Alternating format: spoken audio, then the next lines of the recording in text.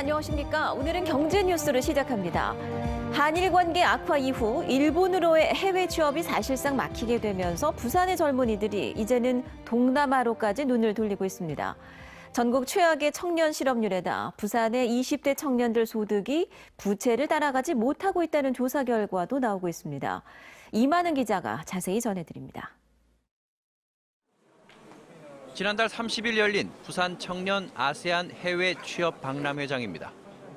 베트남과 캄보디아, 필리핀, 싱가포르, 말레이시아 등 동남아 5개 나라에서 11개 기업이 현장 면접을 진행했습니다. 부산에서 동남아 해외 취업 박람회가 열린 건 이번이 처음입니다. 한일 관계 악화 이후 일본 취업길이 어려워지자 동남아 쪽으로 방향을 튼 겁니다.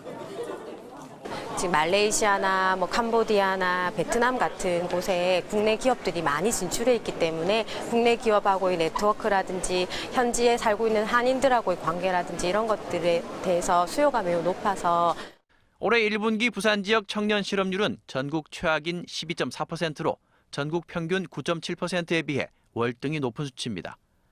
광주 11.1%, 대전 10.3%, 서울 9.7% 등 다른 대도시 청년 실업률과 비교해도 상당한 격차를 보이고 있습니다.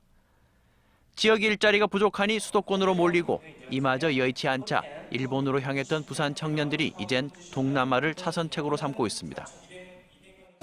다른 데보다는 그래도 베트남이 삼성전자 들어가 있고 그래서 이제 좀 가능성이 크지 않은 국가인가 해서 베트남 쪽으로 가려고 해요. 저는 해외 취업을 어렸을 때 하고 싶어 해가지고 베트남에서 2달 동안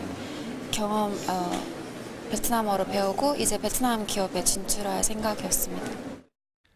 부산복지개발원 조사 결과 부산 지역 20대 청년의 1인당 월 평균 소득은 134만 원, 평균 부채는 1,429만 원으로 월 소득의 10배를 넘어섰습니다. MBC 뉴스 이만흥입니다. 제24회 부산국제영화제가 어느덧 막바지에 접어들었습니다. 올해는 제도약을 목표로 새로운 시도들을 했는데요. 영화의 전당으로 야외 행사를 집중하면서 주변의 유동인구가 크게 늘었고 또 처음으로 시민공원에서도 한국영화 대표작을 상영하면서 관객들의 호응을 얻어냈습니다. 류재민 기자입니다. 부산국제영화제의 상징이었던 해운대 해수욕장 비프빌리지 야외 무대. 바다를 배경으로 한 멋진 행사들이 펼쳐져 영화제 방문객들의 사랑을 받았지만 지난해 태풍 콩레이의 영향으로 철거됐고 올해도 잇따른 태풍 북상 소식에 설치조차 되지 않았습니다. 해운대에서도 날씨만 좋으면 무대 인사가 너무 영화만큼 멋있게 나오는데 좀 그런 건 좀 아쉽죠. 그림이 되니까. 바닷가에서 진행돼 왔던 영화제 행사는 자연스레 영화의 전당으로 모였습니다.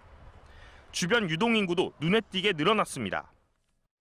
비프빌리지에서 진행됐던 오픈토크 등 각종 행사가 이곳 영화의 전당 야외 무대로 옮겨오면서 평일 낮 시간에도 많은 사람들의 발길이 이어지고 있습니다.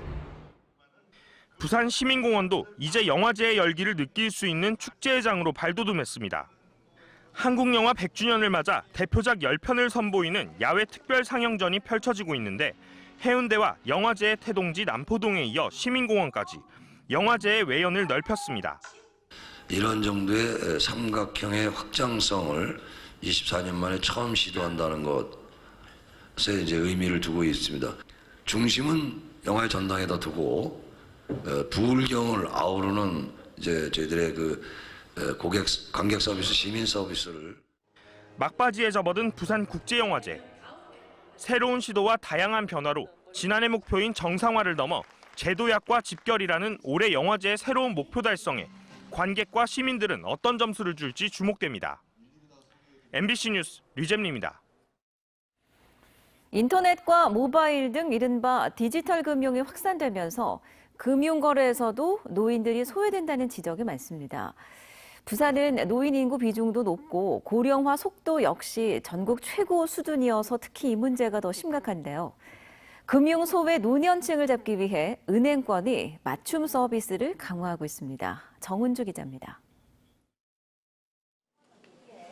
고객들로 붐비는 은행 창구입니다. 상당수는 노년층입니다. 혹시 수월하세요? 저희는 좀 수월치 안 받겠다. 그거 하려고 하면 배워야 되는데 신경을 안 쓰고 해갖고 아들 오면 이제 저가 이렇게 해주고. 이처럼 인터넷, 스마트폰으로 은행 업무를 보기 힘든 노년층은 여전히 은행 창구 선호도가 높습니다. 부산은행의 경우 만 65세 이상 노년층 고객의 은행 창구 이용률은 75.5%로 고객 전체의 창구 이용률 19.9%보다 4배 가까이 높은 걸로 나타났습니다. 디지털 금융에 소외된 노년층이 늘면서 금융기관들도 다양한 서비스를 운영하고 있습니다. 부산은행의 경우 고령층 고객이 특히 많은 시내 20개 영업점에 역시 고령층으로 구성된 이른바 시니어 서포터즈를 최근 배치했습니다. 안내와 이게 공과금 납입을 못 하시는 분, 그러고 통장 관리를 못해가 찾지를 못하시는데 대피를 해주는 그런 입장을 많이 가지고 있습니다. 굉장히 큰 보람을 느끼고 있습니다. 이 밖에 노인복지관 등 고령층 고객을 직접 찾아가는 소형 이동 점포 운영과 스마트 뱅킹 교육 등도 실시하고 있습니다. 불과 10년, 20년 전만 해도 다 이 젊은 중심의 고객이었는데 세월이 지나다 보니까 지금 시니어라고 표현이 되고 있지만 여전히 저희들이 중심 고객입니다. 그래서 이분들 저희들 소홀히 할 수 없고 해서 오히려 할 것 같으면 제대로 하자. 만 65세 이상 노인 인구 비중이 전국 7대 광역시 가운데 가장 높고 고령화 속도 역시 전국 최고 수준인 부산. 노년층 고객을 잡기 위한 지역 금융권의 고민도 깊어지고 있습니다. MBC 뉴스 정은주입니다.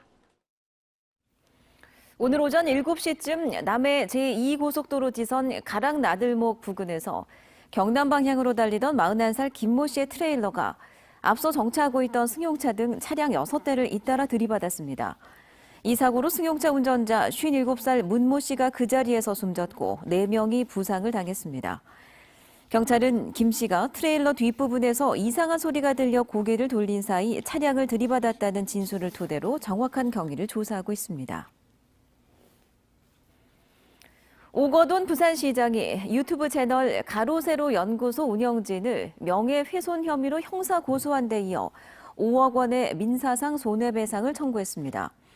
부산시는 오 시장이 8명의 변호사로 구성된 변호인단과 논의를 거쳐 해당 유튜브 채널에서 불법 선거자금이라고 언급한 5억 원을 손해배상 청구 금액으로 결정해 오늘 부산지방법원에 고소장을 제출했다고 밝혔습니다. 가로세로 연구소는 유튜브를 통해 오 시장의 돈다발 의혹 등을 제기한 바 있습니다. 부산지법 서부지원은 대학가 커피숍에서 공부하던 여대생을 이유 없이 흉기로 찌른 혐의로 재판에 넘겨진 20살 A씨의 선고 공판에서 징역 8년을 선고했습니다. A씨는 지난 3월 25일 사상구의 한 대학가 커피숍에서 미리 준비한 흉기로 여대생 B씨의 옆구리를 한 차례 찔러 중상을 입힌 혐의로 재판에 넘겨졌습니다.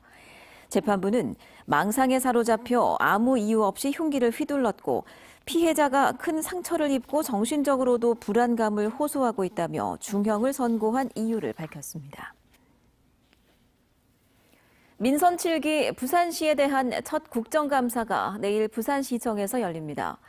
이번 국감에서 자유한국당 등 야당은 부산의료원장의 조국 장관 자녀 장학금 지급 경위와 유재수 부산시 경제부시장에 대한 청와대 특별감찰 무마 의혹 등 맹공을 준비 중인 것으로 알려졌습니다. 또 야당 의원들은 부산시 사상 첫 민주당 시장인 민선 7기 오거돈 시정에 대한 집중 포화도 예고하고 있습니다. 환절기를 맞아 전기장판 사용 가구가 늘어나면서 부산 소방재난본부가 화재 위험 주의보를 발령했습니다. 소방본부에 따르면 지난 2016년부터 18년까지 3년 동안 전기장판 화재가 49건 일어나 1명이 숨지고 4명이 부상했으며 8천만 원의 재산 피해가 발생했습니다.